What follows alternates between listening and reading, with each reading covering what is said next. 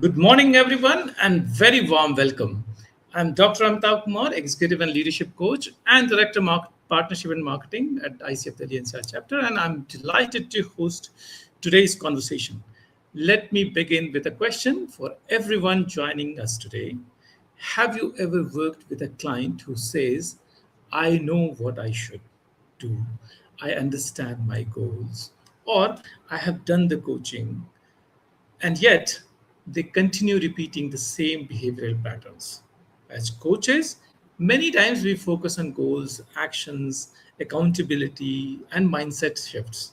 But sometimes the real question is what underlying personality patterns are shaping those behaviors? Because behavior is visible, but what drives behavior is often invisible. And that's where personality insight becomes incredibly powerful. When used responsibly, personality tools can help coaches deepen awareness, understand natural preferences, identify blind spots, and create more sustainable behavior changes. And that's exactly what we are exploring today. How coaches light a spark, leveraging personality patterns using Lumina. So, for those joining for the first time, I am Dr. Amitabh Kumar, Director Partnership and Marketing at ICF Delhi NCR chapter, ICF PCC and EMCC Senior Practitioner, Global Executive and Leadership Coach, and Leadership Facilitator with over 2 decades of experience across corporate leadership, entrepreneurship, and executive development. I have had the privilege of working with leaders across industries across the globe, helping them navigate growth, transition, leadership effectiveness, and behavioral transformation. And today's conversation is especially relevant because personality awareness often becomes a game changer in coaching conversation. So I would like to introduce Rahul Baswani, who's and to help us unpack this topic, I'm delighted to welcome someone who brings tremendous expertise in this space, Rahul Baswani. Rahul is a leadership coach and the South Asia partner at Lumina Learning. He brings deep expertise in psychometrics, leadership development, and behavioral transformation. He has worked extensively with leaders, coaches, and organizations, helping them leverage personality insights for deeper awareness and meaningful growth. Rahul, welcome. It's wonderful to have you again with us today. Thank you so much, Amitabh. Thank you for the welcome and thank you for including me. It's always a pleasure to engage with coaches. And every time I think of those early days in ICF, when we were starting out, and always a matter of pride to see where this chapter has gone. Thank you for your contribution and service to the chapter. Thank you, Rahul, for being the pioneer in forming the chapter 10 years back. And it was great. And we are truly grateful to you for sponsoring the Raga, being the presenting partner. And I would like to welcome you once again for this knowledge sharing, LinkedIn Live. And there are people from across different parts of the India and globe who have joined this conversation, and I'm sure this will be a great conversation. So, Rahul, if you permit, let's begin by building the foundation. Okay, so could you please explain a little bit about personality as we focus on that? Yeah. Okay. So, Amitabh, that's a short question with a large answer. and because I am myself not an academic, but rather I am a user of personality, somebody who works with it, with the belief that personality is always on, right? It's always on. So I want to talk about it in a manner where people can relate to it themselves. We are the personality, and the things that we talk about, our choices, are really just a manifestation of that. So let me try and do it as best as I can using the Lumina framework. Lumina is an assessment tool like many others. But Lumina has a few unusual features, including one where it measures personality at different levels. right? Which means at a very broad level of the four archetypes that Carl Jung talked about. Then it talks about measuring at 8 aspects, where we hear about, like MBTI as an example. It shows that measure also, but because it's what we call a Big Five research, it has 24 qualities. So, for the purpose of this conversation, I want to keep it for the fun, useful part of the what the Jung referred to as archetypes, and I'm going to use the color language of Lumina. So, let's just say at this very basic level, Lumina measures personality using four colors as an example. So, if it helps and you can be playful, think of yourself as a color type. Okay. And I'm going to now go and proceed and going to tell you, not to teach you anything, but just to confirm what you already know, because we know a lot. Let me talk about a color. So let's say I'll talk about a color that relates to me, for example, is yellow. When I think of the yellow color, I have certain images in my head. Now, some of you may already be getting images if you're also yellow or just generally being creative. But I think of sun, sunflower, post-its, emojis, light bulbs. And immediately you can see this is taking us into a certain direction. These images produce a certain kind of energy and certain sets of descriptors. What might those be? So they are talking about playfulness, creativity, joy, optimism, etc. But remember one thing: personality is a double edged sword. It brings upsides and flip sides. So, what can be the flip sides? Flip sides can be impractical, too spontaneous, inconsistent, right? So, some of you who are like that live in a chaotic office full of ideas. they they can already relate to the color. Let me bring the other colors in, because we all lead with different colors. So, second color, let's say, let me pick the opposite of the yellow, which is the blue color. And Amitabh, you can also think of like the images that you start to see in your head when I say blue. If something's coming up for you, tell me. And I'm sure people in the audience are seeing blue images in nature, Yeah, right? sky. Yeah. Sky, the big blue, right? And then the deep blue waters, right? So we Yes. start to think of expanse, width, depth, and Them. it starts to talk about certain energies of strong, consistent, deep, Calmness. calmness, right? So these are people who want to bring order to chaos. They are structured, they are organized, rule creating and rule abiding, those kind of people. But what is driving them? Right? So we'll talk a little bit about how each color leads to driving something. But there's also a flip side. These people can become very rigid. They don't like too many changes and varieties. So we already talked about yellow coaches, for those of us who are coaches, and now we see to a new type of coaches. So I want you to remember the two things: who you are, coach or not, and then what does it mean for being a coach, and we'll talk more about that in a second, right? Now, the third one can be the green color, and we start to see again, when I say what do you see green in nature, it's all nature is green, right? Some people start to imagine, I don't know what's coming to you as the first image. Okay. Hazard your first image, but I've had funny responses to that. Some people even come with broccoli, salad, but there's also forest. And when we say we want calm, we go to nature. When we want peace, we go to nature, right? When we have to do inner work, then we end up going to the forest, etc., etc. And we know for a fact that without the greens, there is no life, no food, no oxygen.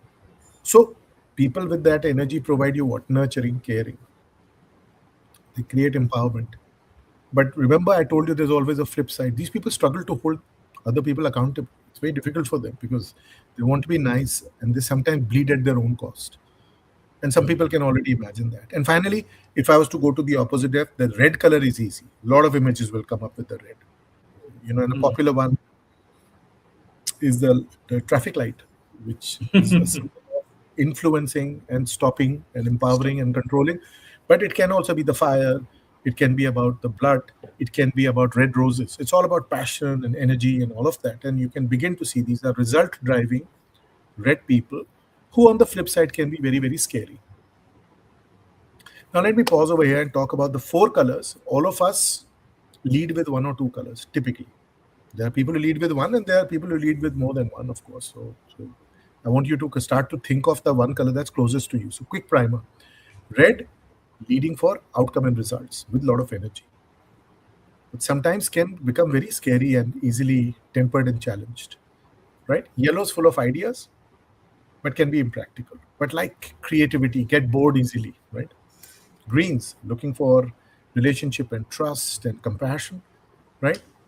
But struggling to hold people accountable. And finally, the blue color, which is about planning and structure, but can become a little bit rigid on that. Now, if you can relate to a color, let's talk about what is your need. Remember, all your coaching clients are also leading with a color. You as a coach also leading.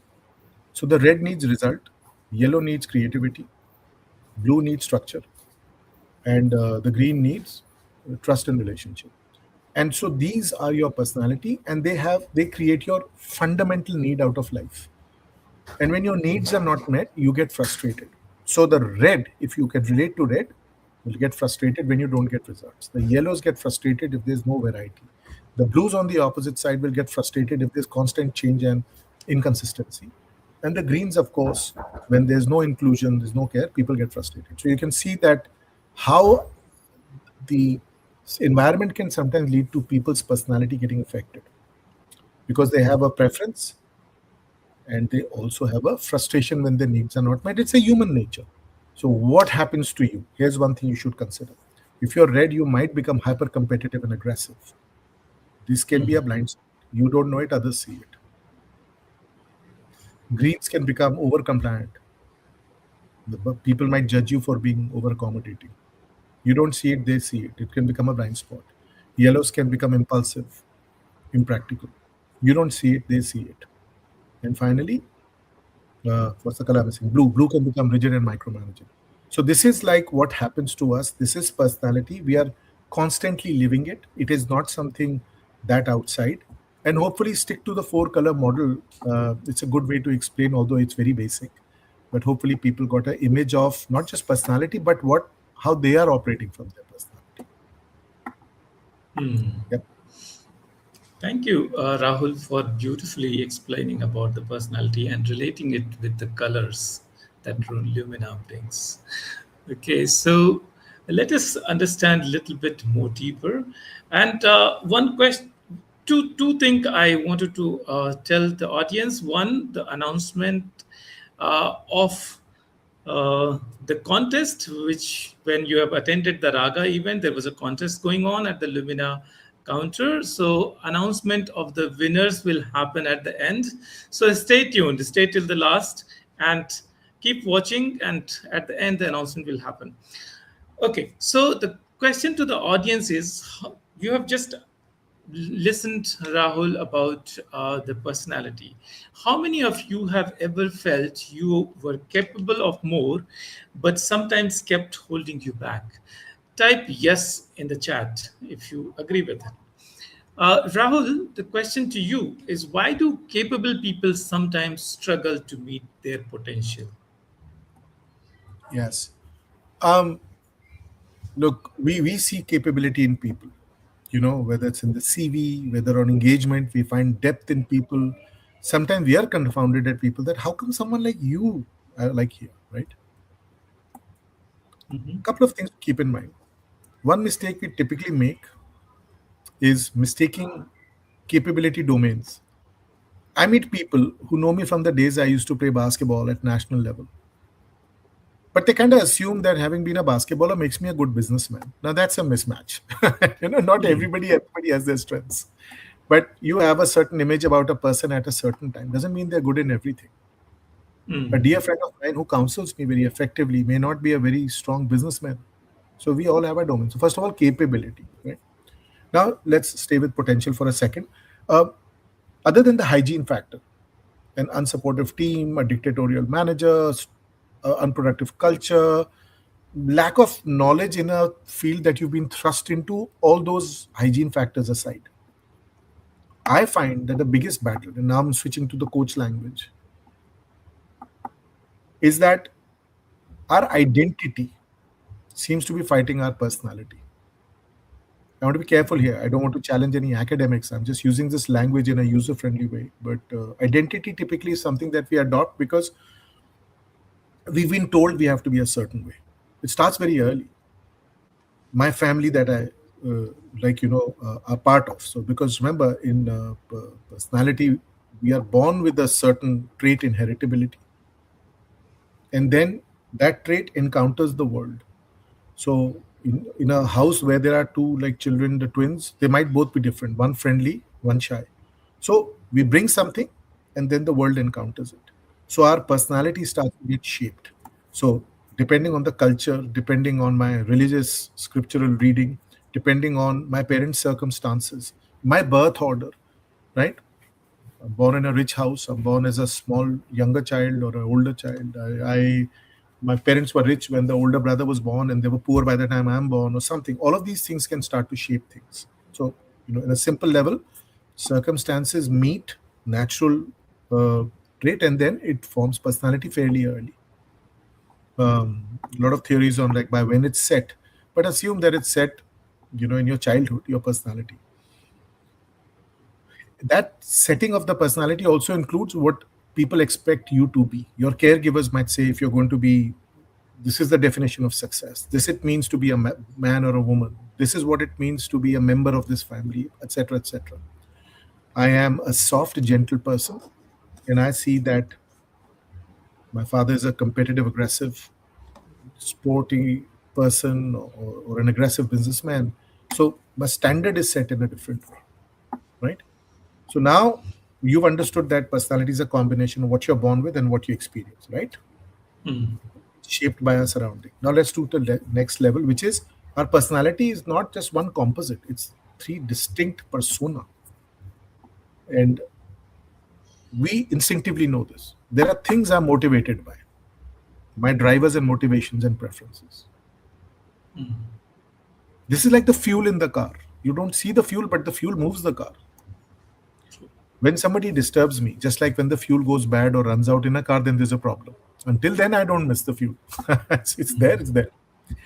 But it's not there, then there's a problem. No matter how good my car, right? Second part is the car itself, i.e., my behavior. So one part of personality is what I want. The other part is what I actually do. I may be doing this because I was born with this skill, or it could be I've learned it over time. For example, maybe I'm not naturally empathetic, but the environment I am in, if I don't show sense of collaboration, I know I'll be not liked, and I better at least pretend to be. So my behaviors might be natural or adapted, right? Aren't there things that we do and now we become very good at it?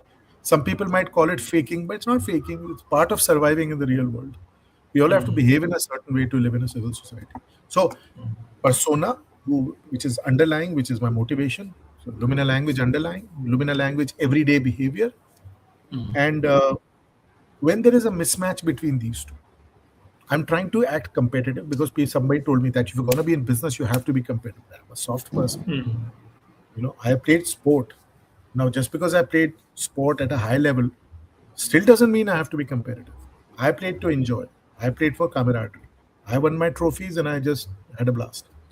But people assume that you have to be competitive. So you have to act competitive. So whenever you're doing things that are not natural to you, can cause stress. Is that making sense, Amitabh? Right?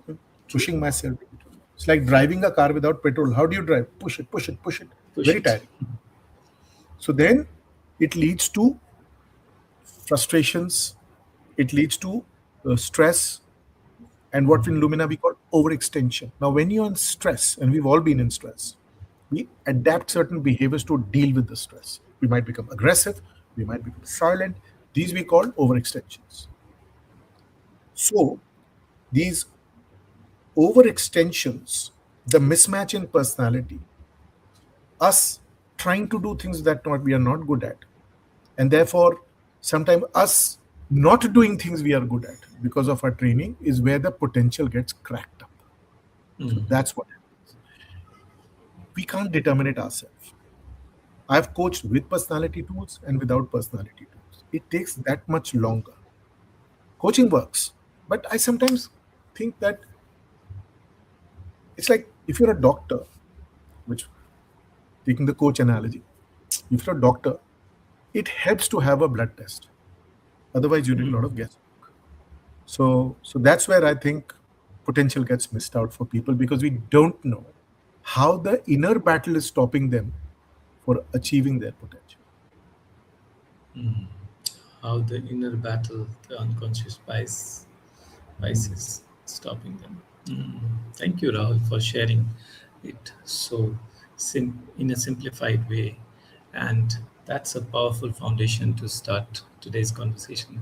So now let's bring this directly into coaching practice. Okay, how does personality insight change the way coaches create actions plans and with the clients? Yeah. Yeah. And that's a relevant question for us coaches. Yeah, What is yeah. different? In fact, just the other day, I was talking to a very senior coach who's never used psychometric because he told me there's certain biases he had picked up from the world. Because in the old days, there weren't good tests, they were very limited, which boxed people. And also, they weren't very good coaches and counselors. So people had a bias against them, but things have evolved. Mm, What personality allows us to do using this three persona model I just explained mm, mm, helps us to show what are people's natural styles. See, you and I both know what is our strength, what is our gap at this stage. I know I come to a party, four things I can give to people as a team member. But I also know these one or two things that I want to avoid. I'm not good at that, right? What personality helps us to understand why those strengths aren't there and why those weaknesses exist. I'm not structured. I struggle with that because I don't have underlying desire and everyday behavior. Even under pressure, my focus doesn't go there. Doesn't make me a bad person. Coaches help their clients understand we don't have to do everything, regardless of what your parents told. Us middle class people, particularly, were told you can do everything because our education system came from a British curriculum which expected us to be able to work at a certain level and stay there. You don't have to do everything, right? So, to me, a good coaching process supported by a good psychometric helps people understand natural strengths, helps them to own it. Amitabh, you'll be surprised. A lot of people are not able to own their strengths. mm. है ना? True. They'll say, नहीं, नहीं, इसके बगैर, how do I do this? But point is, they need to have the courage to own the strength sometimes and we coaches can help them to validate it through evidence. Second is you also have to have the grace to acknowledge your gap. What you don't have, you don't have. This is where identity comes in. A lot of people say, no, how can I not be empathetic? My parents were empathetic, or empathetic is something I value so much. You may value it, but you're not empathetic or not. You're not a bad person. No. Lack of empathy doesn't make your character flaw. It's a trait. Yeah. Sometimes in my leaders, I don't even care so much about empathy. They should be their basic level, right? It should be enough to be able to do the right decision. As a manager, your job is to get things done. Now, so it's all traits are useful, but it's in the context of things. Similarly, wherever there's a mismatch between your personality, it can also lead to certain overextended behaviors, and these become blind spots. With the blind spots, because let's say if under pressure, I tend to overreact, right? I can't see I'm overreacting, but the people can see. People can see. I can tell people. So I'm going to give you a quick example of those four colors. I want people to remember the colors I told you about. If you're a red person and your needs are not met, you are going to become aggressive, competitive, over dominant. You will say, as a red person, that I'm doing this because it's the only way to get things done. But people don't agree with it. People are experiencing a very aggressive energy. Yeah. And what people think of you is what ends up having more impact. Your reputation is more powerful than what you believe about yourself. The green people might avoid fights and they say, you know what, doesn't matter, this is not important. People say you're being very people pleasing and convenient. Boss, you have to stand up right now. You see that? True. Third thing is, a lot of creative people might start to get bored. They'll give some reason that no, this is no longer relevant. No, you have to be consistent. Things are relevant sometimes, even if it's a repeat of the same. And sometimes the blue people have to understand that you're becoming rigid and micromanage in the name of getting things done on the deadline may compromise quality. So, a good coaching plan can help people understand what the blind spots are, what your personality is creating, own them, and work towards them. If you look back in your life, Amitabh, and for all of the listeners, we have become fabulous every time we identified a blind spot, owned it, and worked on it. Our entire development has been a function of uh, reacting to and owning up the feedbacks about the blind spot. Every blind spot conquered leads to growth as an individual. That's what personality assessment do in helping to create a very targeted action plan. Every blind spot worked upon leads to growth. Great insight. Yeah, Yes. Thank you. yeah. Thank you. Thank you. And okay, this is one side of it. The other side of it is how does knowing their own personality help a coach? Ah, we coaches also need coaching, na? Yeah. Think of it this minute. Let's say for a minute, and Amitabh, I've known you a little bit. I've seen your structure. I've seen your sort of energy also. Let's say if you're somebody who is a red blue type of individual, which means you want results and you want them in a structured way, right? And it turns out that I'm a opposite green yellow coach. I'm full of creativity. I'm full of care and nurturing. Very much. And to some degree, you like it. But after some time, you'll say, look, you tend to come up with a lot of these ideas. But where are these ideas going? I'm a red guy. So please, Mr. Coach, can you tell me what the purpose is of this session and what is the goal we are working towards? Because the yellow coach might say exploration is its own reward. Right? A green person, a green coach, might always be caring how are you doing, maybe more interested on the personal side of story and all of that. But the blue person might be saying, listen, I've got a meter running, right? And I'm here to talk about outcomes and delivery. So can we be more focused on the plan and all of that? The you getting caught up in my story was not so much the agenda. Maybe a more green kind of coaching client will be happy that you take 10-20 minutes out to ask about their personal life. Then they feel at rest and then they move forward. So knowing your coach and coach's personality, knows what their preference is. Now maybe there is some match that you can do naturally. Like for example, if you have a creative yellow, I'm also creative yellow, I can match that. But if you're also a red, I'm not. I better as a coach be mindful that to meet the client's need, I better put a purpose to this engagement. So it's very powerful because at the end of the day, the big part of coaching we all coaches know is trust. If there is no trust, no matter how many credentials you have, the person won't open up. And the way people open up when you speak in their language of currency, their language, you know. So yeah. I mean, I think knowing your personality is key because otherwise, unknowingly, you'll slide into some direction which will break rapport and create what the client might feel is a purposeless engagement. That's a risk. Thank you. Thank you for explaining me. And I think it's also quite revealing for me. Thank you so much. Prompt to the audience is as a coach, have you ever noticed your own preferences influencing your coaching style? Yes, sometimes, not yet. Please comment in the comment section. Good question. Uh, it'll be great to know. Okay, so one common question, Rahul, comes from the many coaches. Uh, does the impact stay beyond the report debrief? Yeah, So, yeah. it's a good question. Yeah. I'm curious. That's a, you know what? It is true that many people, many coaches don't like psychometric assessments. but because the mindset goes back to older tools which tended to box people, right? And as coaches, we want to see potential as limitless.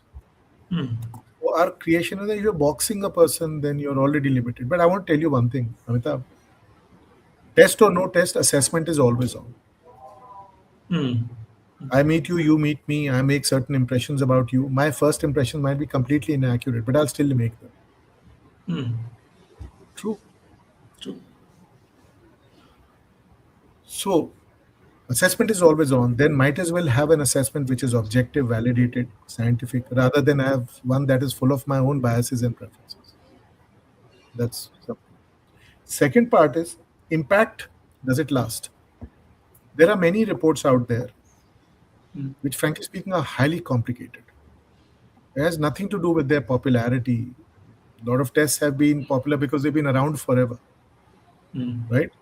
I mean, the Ambassador car was around for the longest of time, but at some point in time, it didn't give that utility. I mean, I have a lot of love for that car, being an Indian, but it ran out of utility because things changed. So similarly, I find that a lot of the tests are very complicated and complex. You have to retain so much in your head.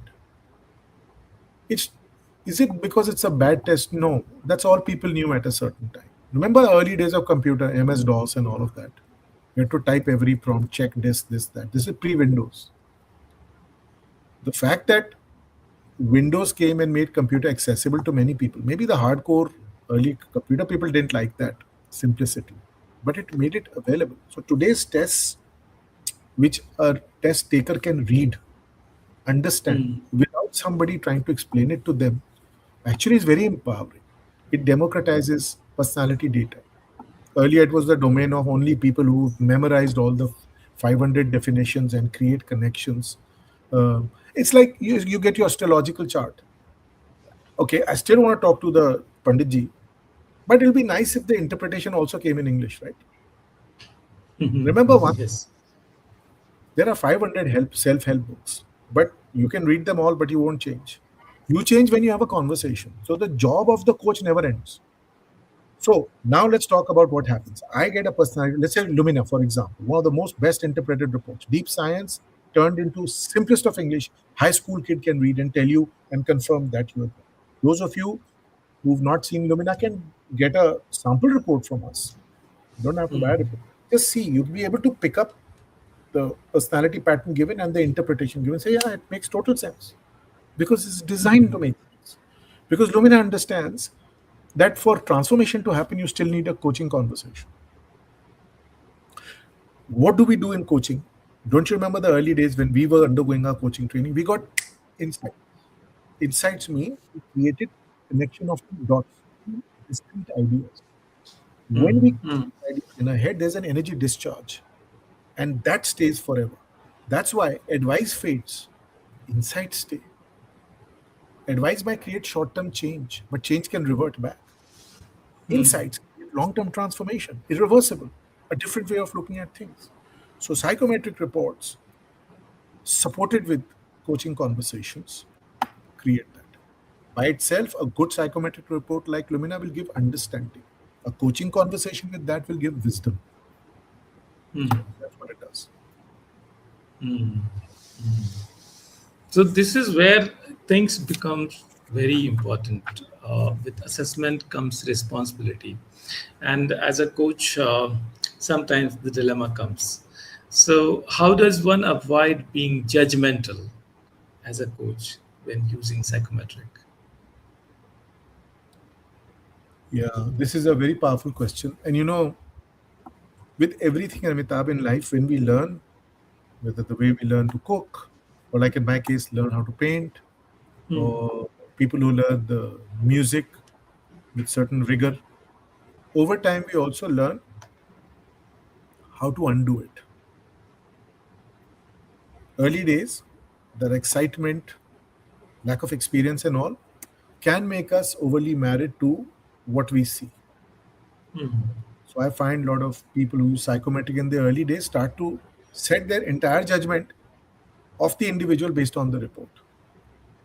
I said psychometric, and I'm saying that Yes, assessments can predict performance, but cannot guarantee it. They cannot guarantee. A human being is bigger than their report. If they have sufficient desire and determination, and the support, they can go beyond what the report is talking about, right? So in the early days, people will like literally become the experts on a report after doing one certification, two practice sessions. Don't in coach also, early days, many coaches start to become act like coaches wherever they go. Somebody will say, yeah, the food is cold. Why do you think the food is cold? Everywhere you don't start to employ that. So, but it is a natural thing. In the early days, we get fascinated by an idea. We tend to over deploy it with experience. And yes, there is a risk of becoming judgmental. I think we have to learn very early. The coach teachers have to do that. Mentor coaches have to tell people that remember, the personality test is merely like a map of the territory. Human being is the reality. So we sell a very powerful hiring selection tool called Lumina Select. But the first thing we tell our clients that for any critical hiring, you cannot hire on the basis of the test. The human being, from a qualitative view, might be a better fit to the culture, to your environment, to the existing team. You always hire through interviews finally and human judgment, right? So this is a very, very important piece to keep in mind that coaches have to train themselves to use what you said, assessments with responsibility. Remember, the receiver of coaching can also be very, very impressionable to their coach. So we have to be very responsible. That's why many difficult tools are very dangerous because if it is a tool that requires you to remember 40 definitions and cross connections, and if you do a bad job, one wrong thing can adversely impact the test receiver. So that way, at least Lumina does ensure one thing: everything is written there in simple English.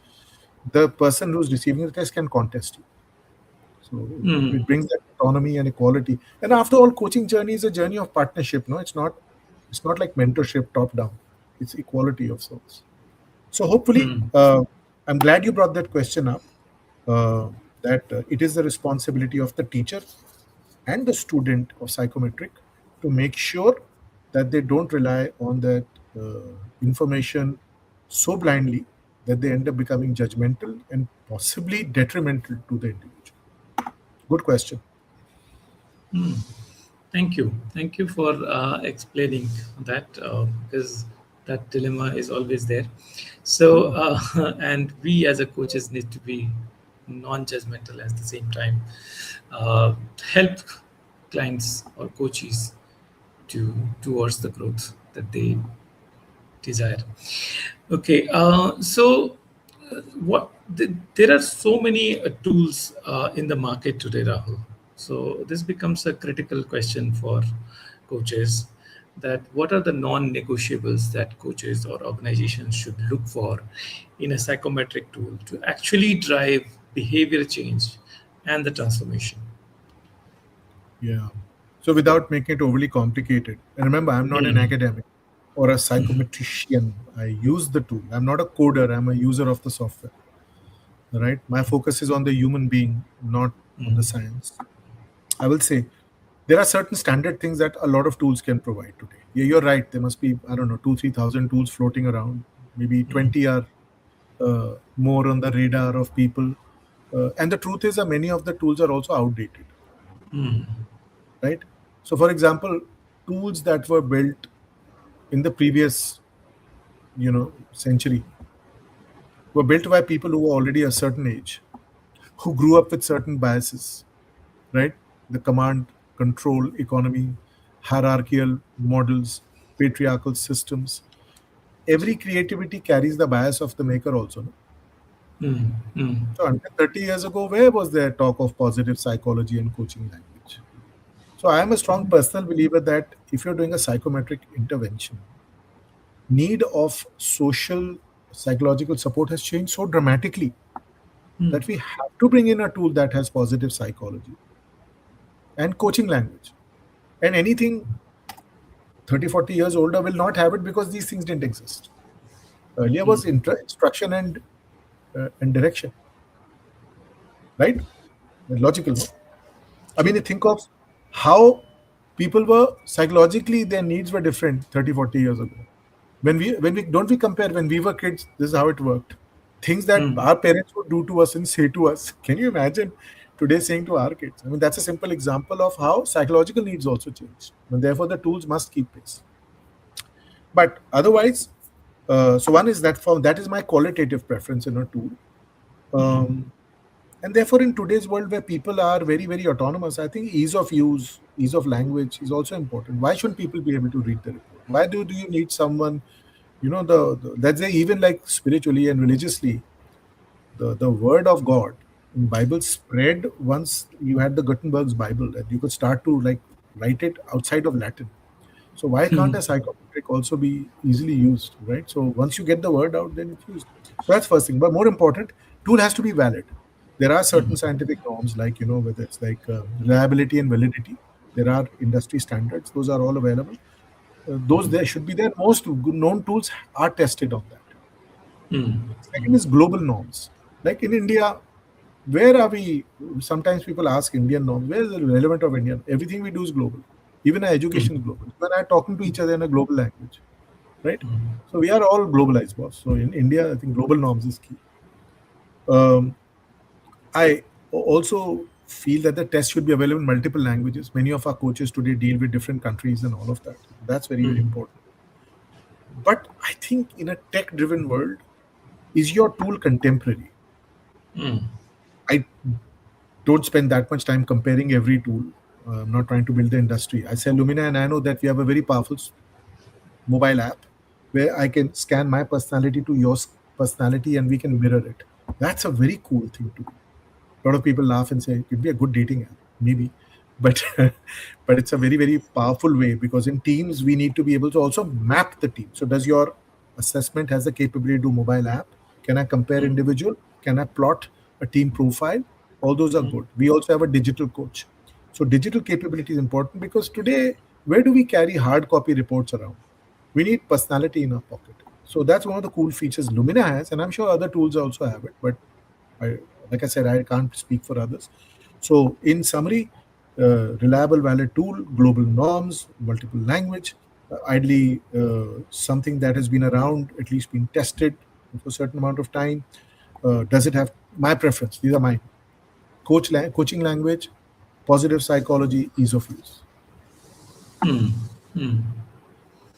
Thank you, Rahul, for explaining about that.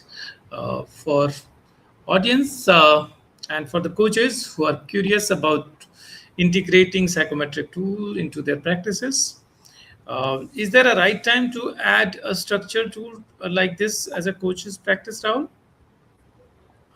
That's also a relevant question. So I'll tell you, I am biased. I'm a coach first. Okay. I feel worst case scenario, I can coach even without a psychometric tool if it came to it. I'll know that it's the equivalent of me having a gun scope on my rifle to be more effective if I have psychometric, or like a doctor having blood test. But I can still manage. अगर नहीं है. So when people come to me and say, I'm starting this journey, do you think I should get certified? I said, have you done coaching? Have you done any training? I mean, take something that you can do without being depending on the test. Test is an add-on.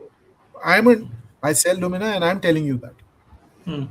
So, but the other thing is, learning doesn't happen in serial order. There are many people. I was guilty. I was once telling my own hypnotherapy coach from my early days. I said, no, let me first completely memorize the second module before I start the third. He said, no, it doesn't work like that. Nobody can memorize the entire binder. We give 500 pages. So you have to you learn through practice. So you don't have to stop your learning because you're trying to memorize. In theory, memorization doesn't work. Real life is like what happens. So learning can happen. You don't have to wait to finish your journey to MCC to start psychometry. Not at all. But at the very least, even if you haven't done your ACC accreditation, you should have at least put in the ACC hours. You should have logged in X number of hours where you feel comfortable the coaching idea, so that when you then you're ready to do psychometric. And you know what? Not everybody is also following the credentialing route. I know people, they go through 200-300 hours of coaching because the job gives them opportunity and all. But they say, credentialing is not my priority right now. I'm working internally. And then you talk to them, they're pretty good at coaching. So Mm, I, I don't want to peg it to credentialing, but I would say, yeah, at least 40-50 hours of coaching you should have logged in. Otherwise, then trying to learn two things simultaneously, I also think might be too much. Then, then we don't have to wait uh, beyond that to be able to bring on, because your learning will happen parallel. mm, mm. Thank you for giving the honest reply, Rahul. So, coaches needs some amount of experience or of coaching and facilitation or coaching either, and complement it with the tool.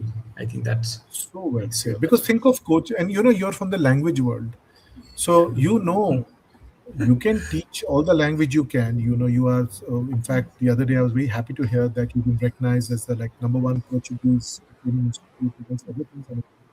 You know best. Yes. Psychometric is also like a language. If True, you don't use it, you lose it. true, true. So which is why Very you well. must have a minimum amount of coaching experience so that you start having opportunities to use it. Very well said. Thank you. Thank you. And thank you for bringing the context of the language. Yes, it's very relatable.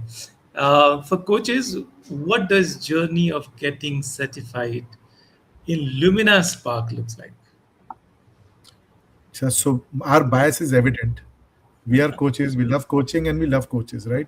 So we have been, as you know, Amitabh, we've been so supportive of onboarding coaches. From a business standpoint, a lot of people debate that how practical is it to focus all your energy on practitioners. But the learning is a big part of why at least I'm in the business. That said, most tools, most coaching certification, there's no really entry barrier. You pay the money, you get learn it. Lumina, so it's true for Lumina also. It's not like we're going to take a blood test or disqualify you or whatever. Right now, we are building our community.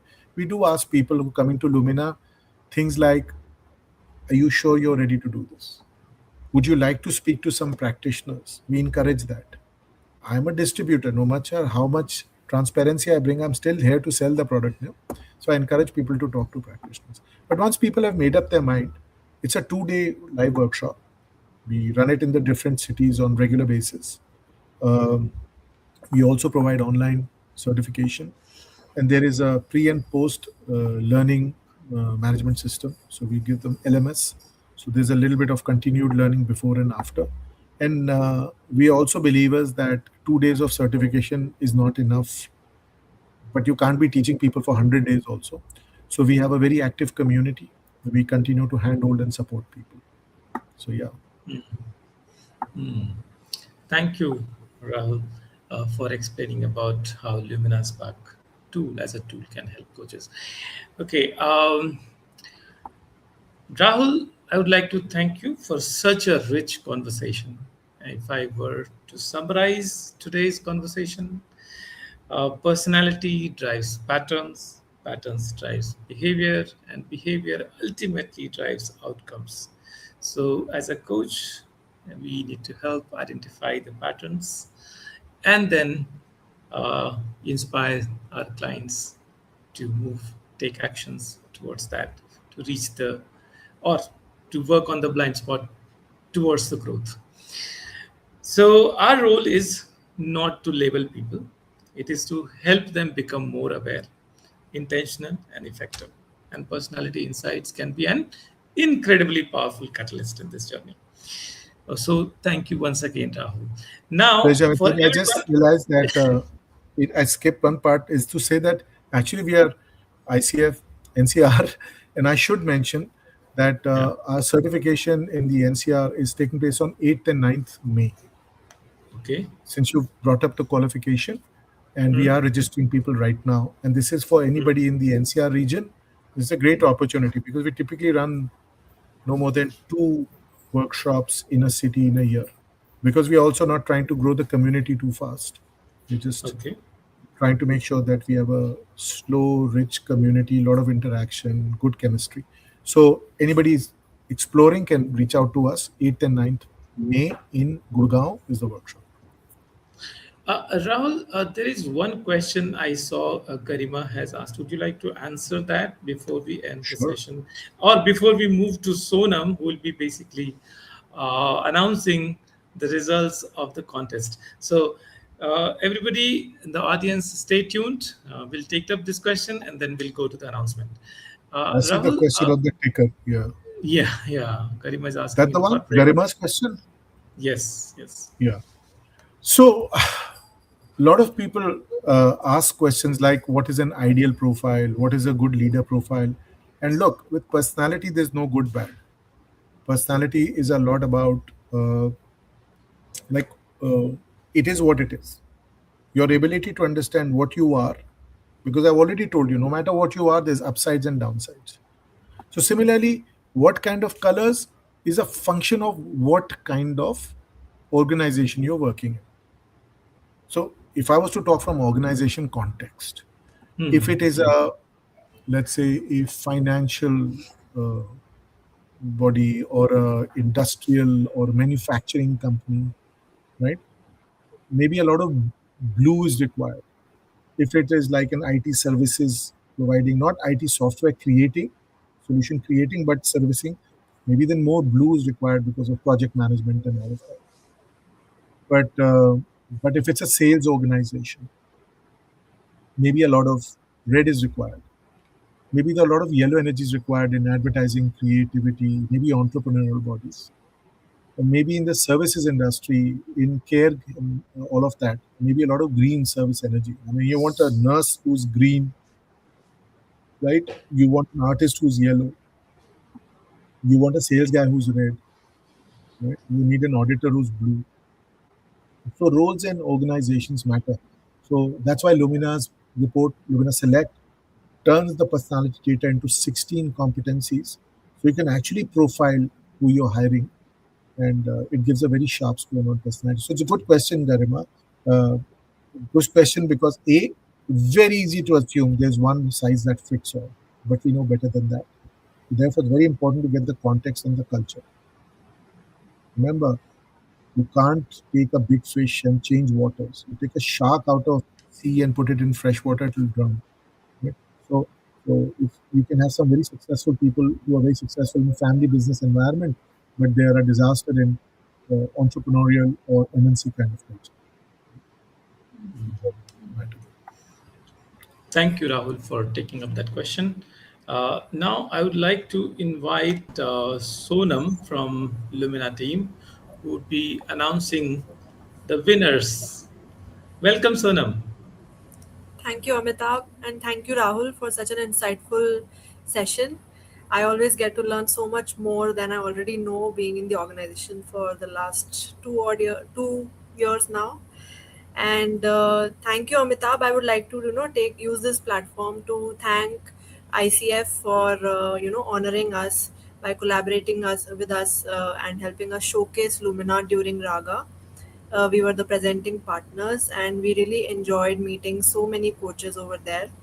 And we have the privilege of announcing six winners from our lucky draw that we held at the booth. We had three prizes, and for the all the three prizes, we have a couple of winners, which I'm going to announce now. Starting with the third prize, which was a Spark, complimentary Spark report worth rupees 9,000 and a one-on-one debrief with a Lumina practitioner. The winners are Ms. Inderpreet Kaur, who is Chief People Officer at NAB, Ms. Aparna Bhaval, CMO KFC India, and Ms. Tanvi Gogia, who is a leadership and executive coach and former media personality, VP of content at FNP. So I was honored to meet some of them at the booth, and these three winners will get information from our side for completing their own complimentary Spark report and getting their one-on-one debrief. Then we have two winners who will be getting 25% off on the qualification fee for our next Lumina Spark qualification workshop. We have Ms. Geetika Goyal, who is a creative coach for women in transition and corporate teams, and Mr. Anup Handa, who is a senior global executive with leadership experience of 3 decades and works with global capability centers extensively. Congratulations to the winners. And finally, the first winner who will be getting 50% off on the qualification fee for our next workshop is Mr. Sunny Bhasin, who is ICF PCC Consulting CFO and Leadership Coach. And we will be sending you all the information about your price details soon, and hope to connect with you if you are listening right now. Congratulations again. Wonderful. So, congratulations to Congratulations. all the winners. Yes. Hope So, to see some people in the classroom soon. I'm really happy to hear these names. I know I didn't get to meet everybody, but now yeah. quite excited to hear the names. Thank you, Sonam. Great. So thank you, Sonam, for announcing the winner, and I'm really happy if they take benefit of it and join the course. And thank you, Rahul, once again. And to everyone who joined us today, thank you for being part of this conversation. If today sparked your curiosity around psychometrics, coaching, and behavioral transformation, please continue exploring, because coaching creates awareness and personality insights can help deepen the awareness. So, if you found in today's conversation, type value in the comment if you found some value in this conversation. And also, if you'd like to shortlist some of the topics that you'd like us to bring to you, you can also type the suggestion in that comment section. So please don't change because they lack potential. They change when awareness meets action. So this is what I would like to summarize it as. Uh, Thank you everyone for joining. Let's meet in the next session coming up soon. Wonderful. Adios. Thank Au you. revoir. Thank Thank you. you. Bye bye. Thank you, Tab. Namaste. Thank you. Thanks.